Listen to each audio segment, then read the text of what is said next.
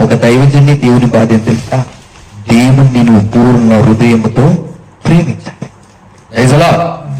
అంటే మనుషుల కంటే ఎక్కువగా ఆయనను వీళ్ళందరూ ప్రేమిస్తూనే ఆ ప్రేమ ప్రవాహంలో పోతూనే ఉన్నారు.